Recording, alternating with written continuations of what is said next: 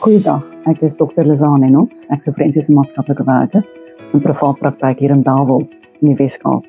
Ek praat graag vandag met julle oor sekondêre traumatisering van jong kinders wat potensieel getuies gaan wees oor vir seksuele misdrywe nadat slagoffers is van molestering. Graag weer 3 punte uitwys. Dat sekondêre traumatisering ontwikkel as gevolg van 3 aspekte. Die eerste is waarskynlik aangesien wanneer 'n kind getuig in 'n oop hof, is die beskuldigde wat die oortreder is, baie keer teenwoordig. So die impak van 'n persoon op die kind kan lei tot sekondêre traumatisering. Die tweede plek is dat wanneer 'n kind in 'n hof getuig, of dit nou is in die tussengangerskamer of in die oop hof self, gaan die kind in alle omstandighede kruis ondervra word. Die beskuldigde is regverteenwoordiger. 'n Kruis ondervraging kan potensieel by die kind meebring twyfel oor wat die kind self gebeur het.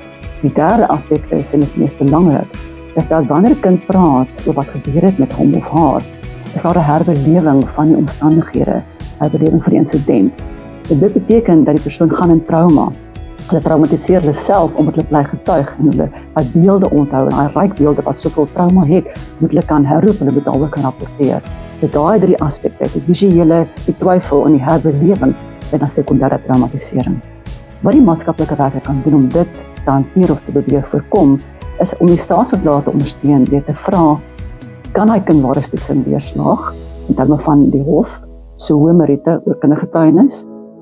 Kan hulle artikel 170A bring in die hof, wat beteken die kind getuig nie in die hof nie, maar wel tussengangerskamer met of sonder tussenganger. En as dit 'n volwasse kind is, of 'n persoon 18 is, sal dit wees artikel 158 van die strafproseswet, en dan kan die persoon getuig in tussengangerskamer. Belangrikste is dat ons moet die kind oriënteer in die hofgebou, in die hofsaal of in die tussengangerskamer. Ons moet rolmodellering doen vir watter vrae gevra kan word. Ons moet die kind oriënteer om seker te maak die kind kan begin selfreguleer in daai omstandighede. En baie rolle spel. Ons kan die kind ook seker maak dat die kind verstaan wanneer die kind kan opt-out, wanneer die kind kan sê ek het nou genoeg gehad, ek het 'n ruskans nodig.